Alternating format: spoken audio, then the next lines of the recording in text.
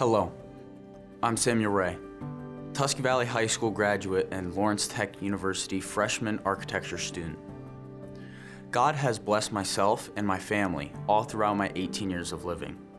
He also doesn't just bless His children, He impacts and directs them in the direction He wants them to go. Even though the Lord has put a ton of impressions on my life, I think the Hope Squad has been a true calling from Him Himself. The Hope Squad is a suicide prevention and mental health program established last year at Tusky Valley. The Hope Squad is a group of trained students from different grade levels that are trained to deal with difficult mental stages of other students.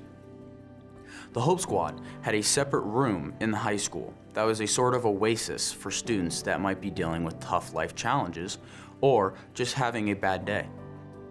A Hope Squad member would be in the room at all times during school hours to allow students to come in the room and just play games, relax on a couch, or talk with the Hope Squad member. The Hope Squad would also throughout the year put on special events to raise spirits and make a happier place.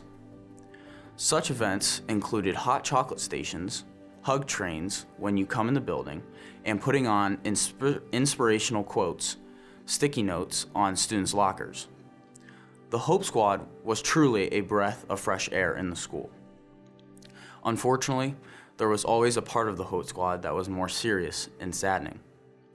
There were students that did come in the Hope Squad room that we sat down and talked to for hours. One girl in particular came in regularly just to sit and cry.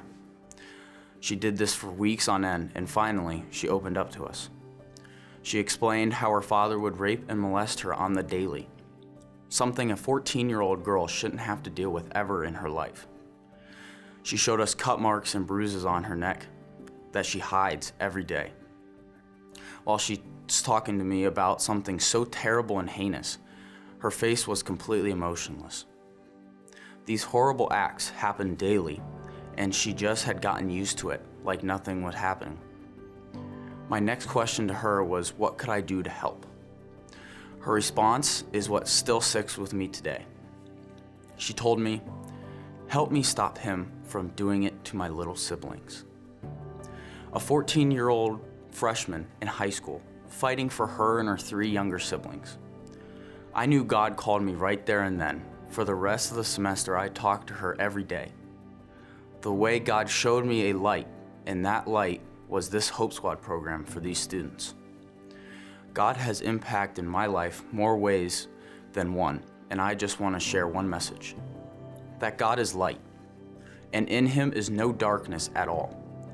If we say we have fellowship with Him while we are walking in darkness, we lie and do not practice the truth.